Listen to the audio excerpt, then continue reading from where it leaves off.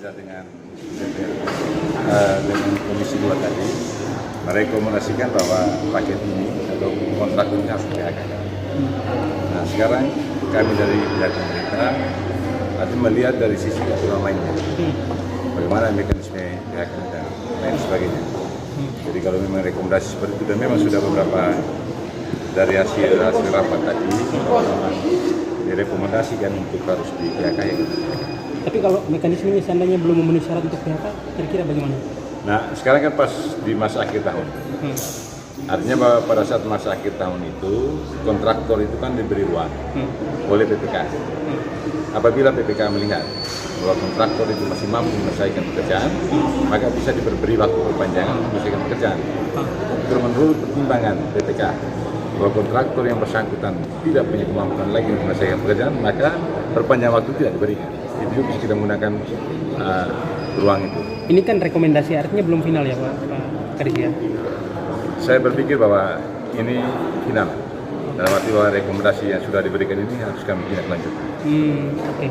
Nah sekarang selanjutnya bagaimana dengan pembicaraan terkait dengan pihak rekanan ini? Kira-kira seperti apa Nanti mekanismenya? pihak PPK, tadi saya sudah sampaikan ke PPK ini juga, ya toh, terkait dengan mekanisme PHK ini juga kita kembali kepada kontrak yang ada di antara Pak dengan PPK dengan rekanan. Dengan PHK ini kan berarti proses ini berhenti dengan sendirinya, akan dilelang ulang. Bagaimana dengan satuan harga yang nanti akan ditetapkan di lelang ulang? Ya, artinya konsekuensi daripada kita lelang ulang di tahun anggaran baru, berarti harga satuan itu harus menyesuaikan. Nah, kemudian kita pertama kita melihat kembali kondisi lapangan. Kemudian pekerjaan-pekerjaan mana yang kita terima untuk bisa dibayarkan. Kemudian pekerjaan-pekerjaan mana yang nanti dilanjutkan. Apakah mekanisme ini dia tidak bertentangan dengan perjanjian kontrak kerja antara pemerintah Kabupaten Lembata dengan PT SMI sendiri? Artinya terkait dengan pelaksanaan pekerjaan itu sudah kita mengacu kepada Perpres, Pak. Jadi yang mengatur kita dengan PT SMI itu terkait dengan proses pinjam meminjamnya. Itu saja. Ya, sementara terkait dengan pelaksanaan fisiknya itu sudah diatur melalui mekanisme Perpres. Berarti dia sesuai dengan mekanisme regulasi pengadaan pekerjaan seperti reguler biasanya. Ya, gitu. jadi dia hanya sumber dananya saja yang pinjaman. Nah, kemudian persyaratan pencairan tahap 3-nya sudah dilakukan pada tanggal 30 Desember kemarin. Artinya uang itu sepenuhnya sudah ada pemerintah daerah. Tinggal bagaimana pemerintah daerah mengelola penggunaan uang itu menggunakan standar dari Perpres pengadaan barang dan jasa.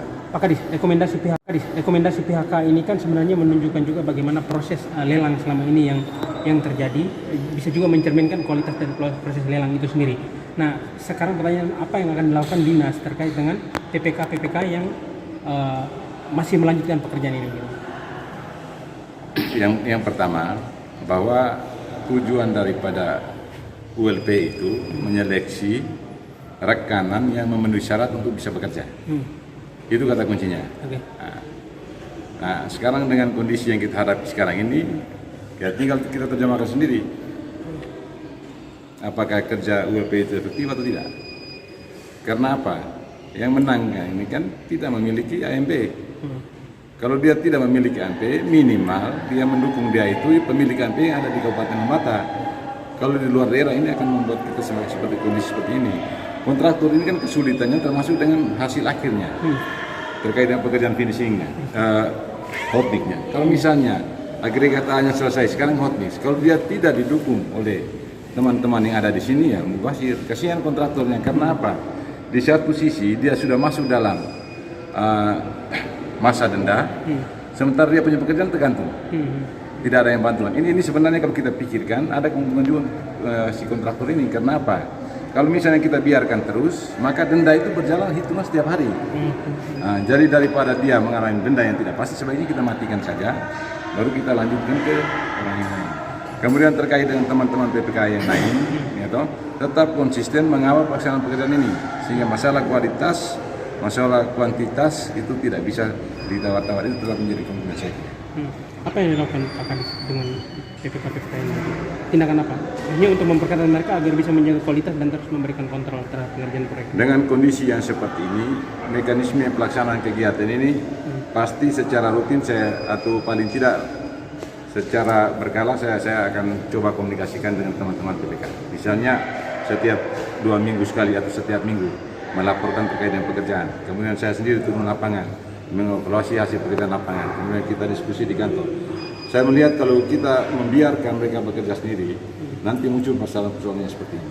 Jadi mungkin masalah bagaimana saya sebagai pengelola anggaran harus sering turun ke lapangan, kemudian sering membangun komunikasi baik dengan teman-teman PPK dan teman-teman pengawas dari konsultan.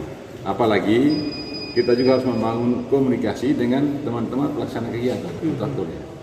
Jadi kita melihat mereka sebagai mitra kita punya. Kita harus sama-sama bekerja sehingga tujuan kita ini bisa tercapai. Pak Kadis, terakhir, dari 50 paket pengerjaan jalan PN ini, Ya. kira-kira berapa yang bermasalah bisa diuraikan sedikit? Jadi rata-rata yang bermasalah real itu cuma 5 paket ini, dua paket ini. Kan ini paket konsol sehingga ada satu masing-masing 1 3 ruas, 1 2 ruas, jadi ada 5 ruas. Yang bermasalah serius itu cuma ini saja, karena memang tidak punya alat. Dia bermasalah itu hanya karena tidak punya alat, Pak. Sementara yang lain itu kan ada hambatan-hambatan, tetapi dari sisi peralatan, dari sisi sumber daya yang lain mereka punya. Cuma itu saja Pak soalnya. Terima kasih Pak Kadis. Oke baik, terima kasih.